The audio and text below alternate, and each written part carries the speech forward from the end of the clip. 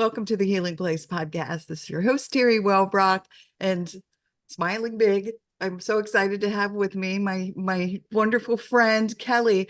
So I'm going to introduce her as, because she writes as, KJ Kaschula, and she is children's book author and illustrator, as well as Brave Kids Book publishing director, and more. So welcome. Hi, I'm so happy to be here. This is so exciting. I know, me too. But for those watching the YouTube video, you can see all the books behind her. So she's going to be talking to us about those today. And yeah, I'm just well, one, we met through a production, because for those of you who don't know, you all should know because I talk about it. But if you don't know, I do narrations for audiobooks. And so we connected through a production that Kelly was involved in. And then it was just like one of those instant soul sister connections. And we've had little coffee chats, not on the podcast. So we're going to make this like a little coffee chat like we have. Yeah. And it's exciting. So yeah, talk to us about, I guess let's talk about first your children's book author and illustrator. Like, what is the story behind your motivation for, and I guess your inspiration for these books? Well, I have always wanted to write. It's something that I feel has been like ingrained in me since I was a little kid. One day a light bulb switched on and I was like, hey, I can do this. I like it. It's fun just playing with stories and creating it. And so that was my, I guess, destiny, internal, universal motivation. I don't know, ingrained my little spark that shines very brightly. Um, and then as I started doing this, as I got older, my motivation started to become more clear. And I knew that I wanted to bring magic back to kids all over, and I wanted to inspire them so that they could grow up to be better human beings with these amazing stories that, it teaches you again how to be a kid and how to have fun with stories and imaginations. And with the collaborations that we're doing, it inspires you to be, better, and it helps you with you can stand up in front of a class and you might be afraid of stage fright, but these stories, when you remember them, gives you courage and hope, and things like that that help me get to the next book and continue. Yes, and I love that idea. My sister and I, we were we chat back and forth, particularly like as we get older, more and more about our childhood. And while we had Yeah. difficulties in our childhood, we've just kind of shifted, and we talk about the fun memories and the happy memories.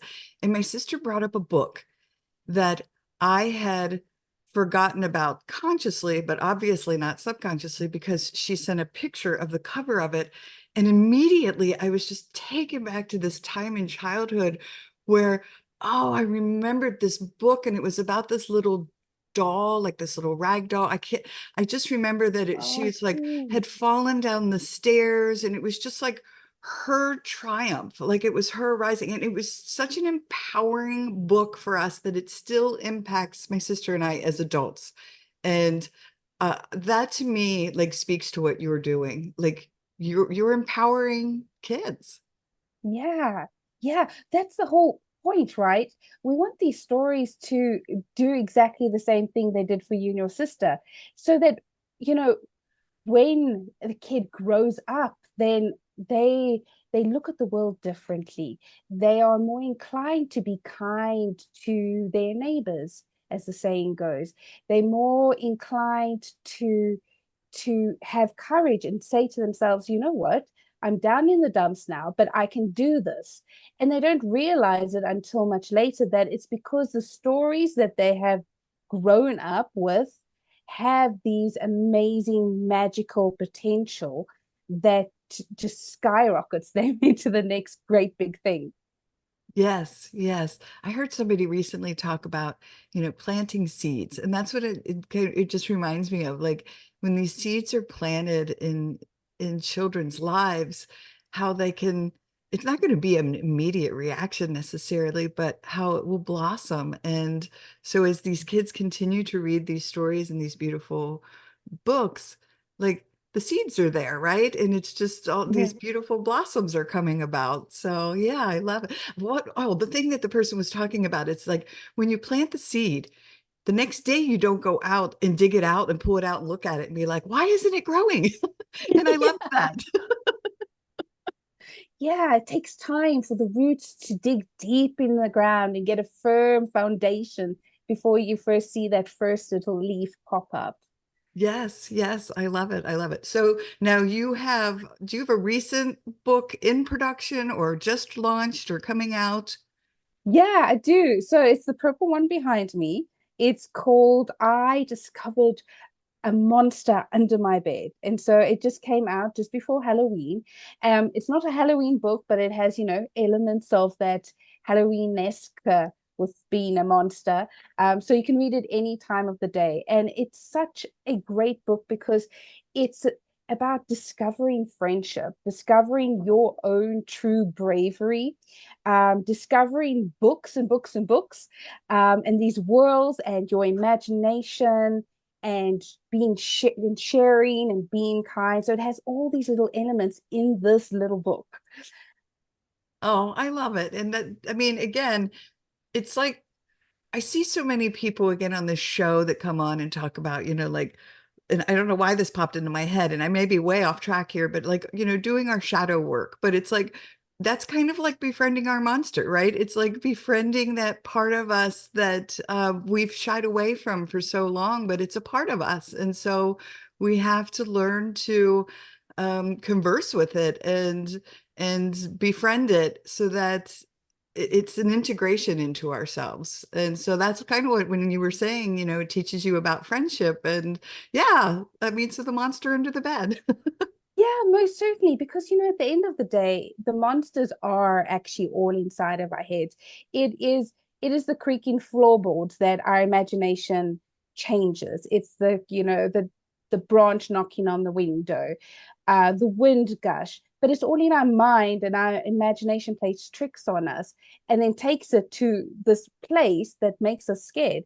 And when we confront it, it is actually our friend and it makes us braver. And so the monster in the book, which is a real monster, is actually a dream maker. And so he scares the monsters away that we think up, and he plants beautiful dreams, and so he's the friendly guy that the main character, little Lizzie, finally befriends. And he's a very dear character to me because he's got such a backstory that I've imagined that I quite love writing with him in mind.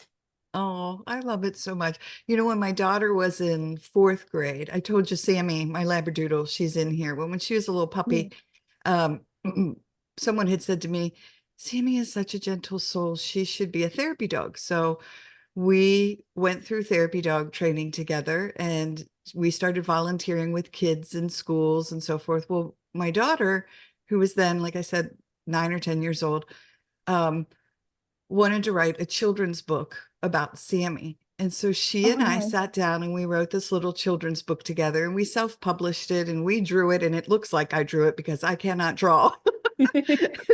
And so she helped me draw it. And we did this little book and then it became part of, we did the Sammy's Bundles of Hope where we Oh, filled that's these amazing. bags for kids in homeless shelters and we put these books in all these bags. But the whole point being is that it was such a gift for she and I to go through this process together of creating this book about Sammy and about you know her her story was the doodle with the noodles. She used to love to run around with our pool noodles in her mouth when she was a puppy, and that was like her toy.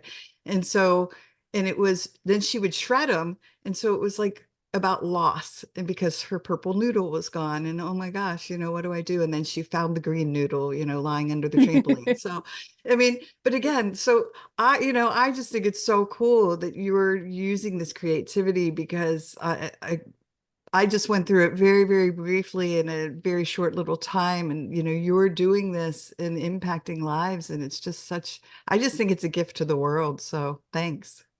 Oh, thank you. Yes, I like to look at it like that Yeah. too. Yeah. It's good. It's a good why So, to have. Why am I here? To yes. empower and give gifts. Yeah, for sure, for sure. So just to switch gears just a little bit, we'll come back to books in just a second. So you also are Brave Kids Books publishing director. So it's not just your books, but you are doing collaborative works, right? With the Brave Yeah, Kids. Yeah. Yeah. So most talk to certainly. people about that a little bit.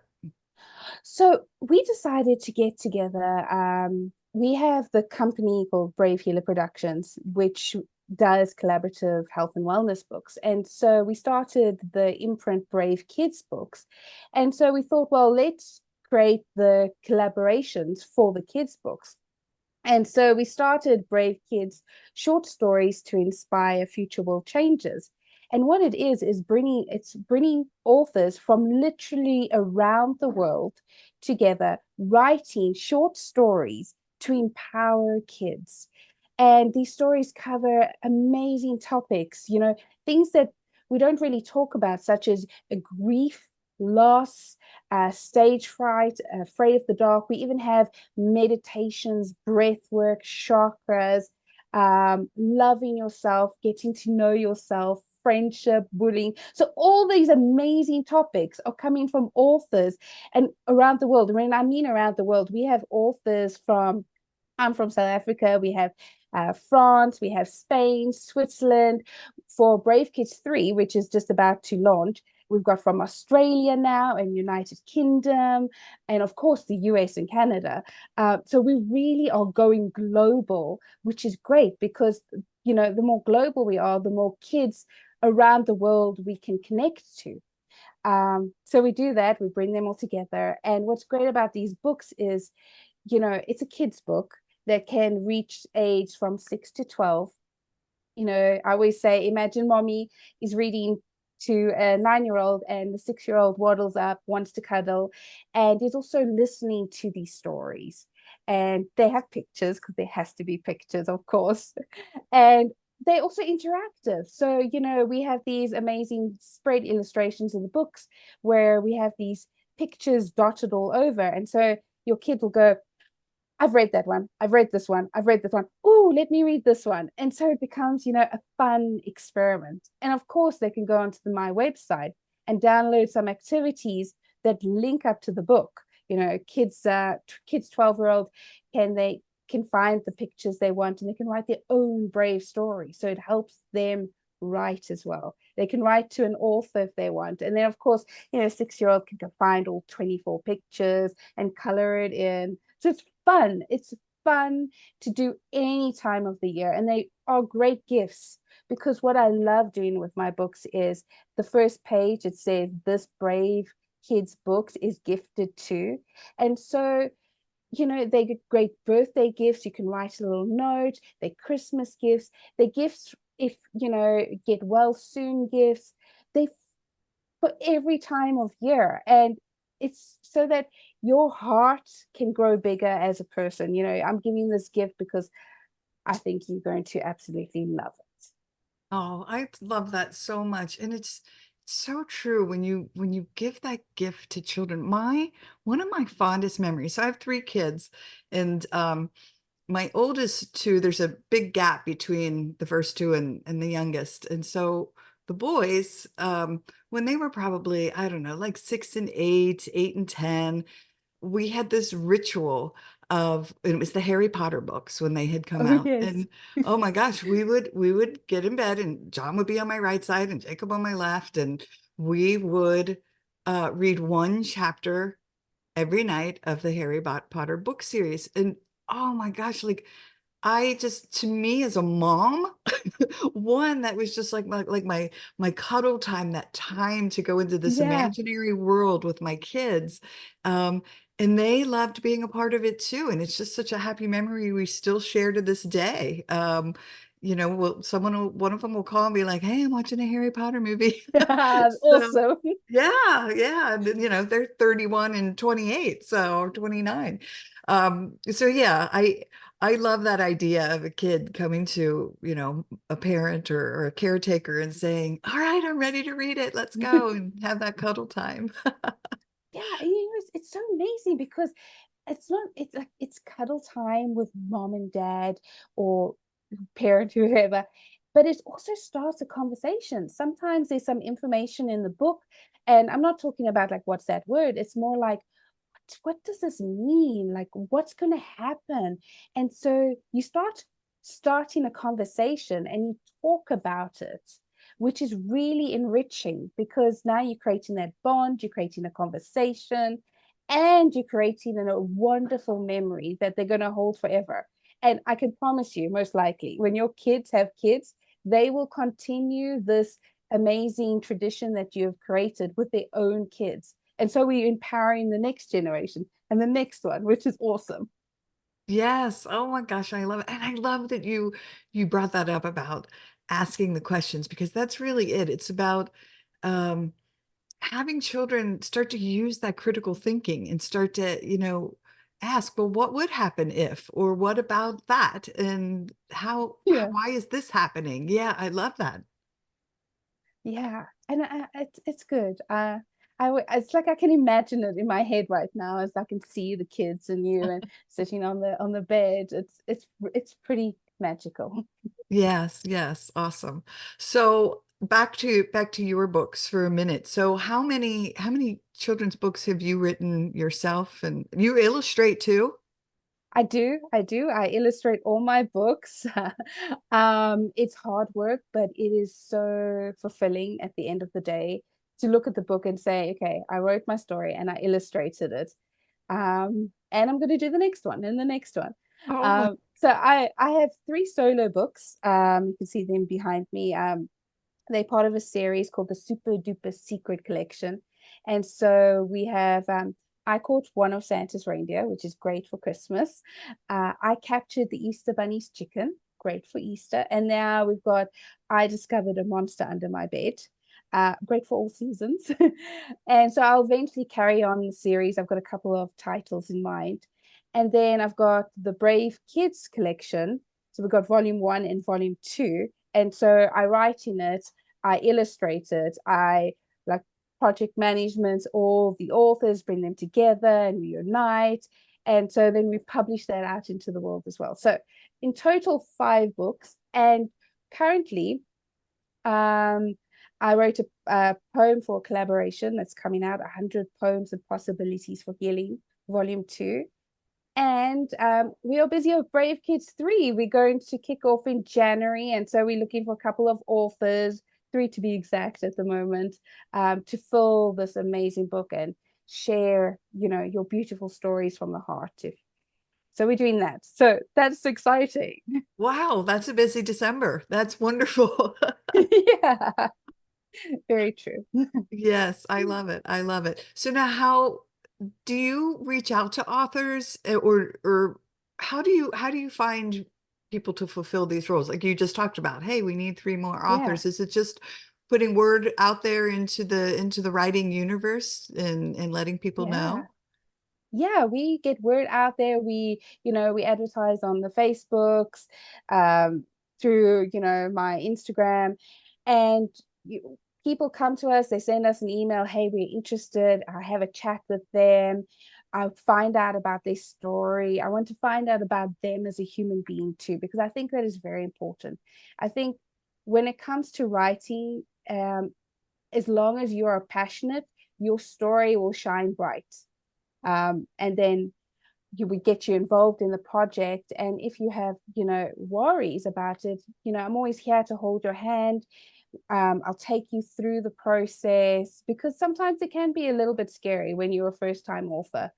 Um, and then if you're a second or third time author, you kind of know the ropes. And so we give you some extra information to help you on your amazing writer's journey. Oh, I So love it's that. really cool. Yes, thank you. And I just recently, last January, was part of a launch. I wrote chapter 21 of a book on caregiving, because I was invited. And you're right, like it was a great process to be involved in because the lead author, um, runs a production company, and so she was very helpful in editing and rewording and just that guidance part of it with all of us authors that were involved in the project. I think there were 22 of us involved. Wow. um so yeah, that's just again such a gift that you give people because me myself being a writer, I had a little bit of stuff out in the world, but some of these people were new time writers. And so now, oh my gosh, to watch them start to just be out there and talking about this book. And now all of a sudden, like they've added writer to their resume because they were a part of Nice. this. And I Yeah. just think that's such a gift that you can give to folks who do have a story of empowerment to share. So yeah, awesome. Yeah. So how do folks connect with you? Where can they find you? How do they get the books? So they can connect to me by if they want to be part of the collaborations, they can email me at bravekidsbooks@gmail.com. Books are sold on Amazon, so you can type in your Brave Kids books, or uh, one of the titles that we mentioned was I Discovered a Monster Under My Bed, and usually they can link it up. Or you can type my name, KJ Kaschula, into Amazon and you can find all the books. And of course, you can explore my website, which is www.kjkaschula.com. And there you can download, you know, Christmas is coming up. Download Christmas worksheets, download the Brave Kids worksheets, the Monster worksheets, and then, Easter's after Christmas. So you'll have your Easter worksheets as well. And link up the books. And just remember, you know, the books plus the worksheets is great, but come together as a family and read those stories and have fun and get that magic rolling. Oh, I love it so much. I mean, I just adore you, because every time we get together, I'm always like, my face hurts when we're done talking because I Right? smile so I big. love talking to you. It's so much fun. It's so much fun. And I love having coffee chats with you. I know. It's it's good juju and good vibes and like you said, smiling faces. Yes, yes, exactly, exactly. I know. Well, one of these days when I fly across the Atlantic sometime, I'm going to come find you and give you a big hug in person. So, Oh yes, most certainly. And then we can go out and we can have amazing food and oh, coffees in Paris or in South Africa. It'll be wonderful. oh my gosh. All right, count me in. I'm gonna make it happen. Yay. Well, it is just well, before we close out, I just want to give you an opportunity. Is there anything that like final thoughts you want to share? Anything we didn't touch upon that you might want to share with the audience? Oh, something did come to mind was it's your ambition to write a children's book, and I'm talking to the listeners, is amazing, great. And you should 100% pursue it. And there's going to come a time during your children's book writing journey that you're going to be hindered by the price of publishing a book. And so that is why the collaborations are such amazing part of this, is because it takes care of all those worries. You don't have to worry about editing or illustrations, um, or you start a community with not just 24 authors that are in the book, but the whole Brave Kids book collaboration. And so this is not just for Brave Kids, it's for any collaboration. It's really a great foot in the door to get you started on your amazing dream as a writer. And so I would encourage people to look at that for themselves, because their dreams matter. Oh, 100%. I told you, and I don't know if we talked about this, but I'm going to bring it up as a final little tidbit for folks. So yesterday I was talking to some people that I work with, and we were discussing writing and so forth. And I said, yeah, I said, my dad, when he passed in 2009, um, one of my friends had come to me and said, Terry, please don't think I'm weird, but your dad came to me. Now, she had never met my dad, and he was already, deceased. Yeah. And she said, he told me to tell you there's a message in the blue book. And I was like, a message in the blue book? I was like, oh my gosh. Well, my dad was a writer, um, and so he had all these books, and I had just inherited all my dad's books from my mom. And so I had these boxes upon boxes of books. So I sat on the floor, and any blue book or any cover that was blue, I was like shaking it, like waiting for a message to fall into my lap. I'm like, gosh darn Yeah. it. Like, I couldn't find, and he wrote it like in every margin, and he underlined it Oh, starred. And I know awesome. some people were like, don't write in a book, but he did. And so I was like, I'm never going to find this message in the blue book. So I'm a spiritual person. I was like, Holy Spirit, when I am ready to find this book, this message, it'll come to me. So I'm not kidding. Like a year or two later, I'm sitting at my desk, feet up, and I'm like, man, I really need some inspiration. Should I be writing this book? I was working on my memoir. Oh, I just need some inspiration. And I turned my head, and on a bookshelf, there was a bunch of little knickknacks, but I saw the very top, about maybe an inch, of a blue book. And I Oh my I word. was like, oh my gosh, my dad was very Catholic, and he was in the seminary for 8 years before leaving and marrying my mom. And it was his New Testament, and it was this faded blue cloth cover book, right? And I pulled it out and I opened it, and it said, Gift from my Uncle Conrad upon entering the Jesuits, 1956. And so I was like, oh my gosh, he probably wrote all over this. How am I ever going to find the message? So I started flipping, flipping, flipping, flipping. He wrote on one page in that entire New Testament, and I have it blown up because Oh, it's my inspiration. wow. And it's in his handwriting, and it says, My writing ability, or my ability to write, what am I doing with it? And Oh, that's amazing. I said, all right, Dad, I got it. I need to write. Because I was so questioning myself in that moment. And it just, it came to me right as I needed to receive it. Because I just was Oh, like, all right, I'm not going to push it. I'm not going to force it. I'm just going to let it flow to me when it's meant to flow to me. And man, right in that moment, it did. So I was like, all right, there you go. Pay attention to those signs. oh, that's so nice. Thank you for sharing that. That was beautiful. Well, thank you. Thank you for letting me share my little story on your wonderful interview. So Oh, but this is a conversation. This that's is how right. it's That's supposed to right. go. Yes, our coffee conversation.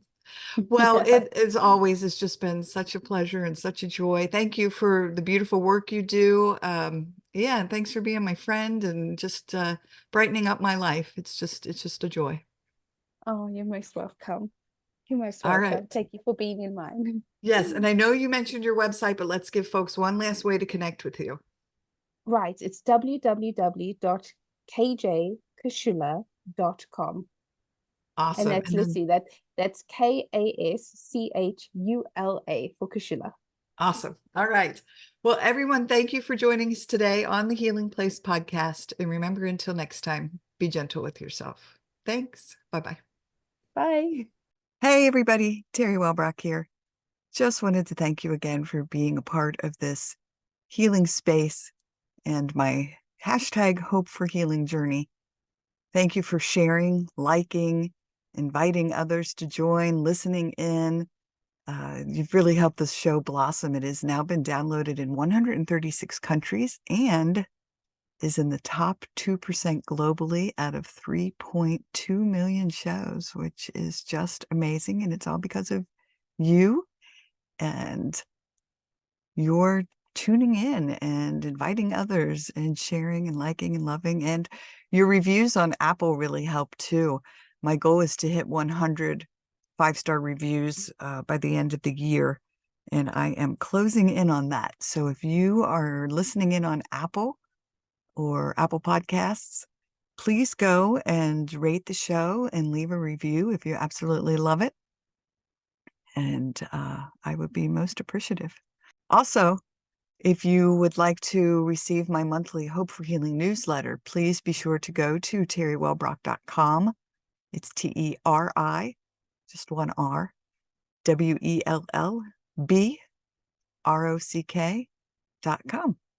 And I have a gift to send you for signing up for that monthly Hope for Healing newsletter. Plus, there are many other resources listed on that page, including a resource library. All right. Thanks. Bye-bye.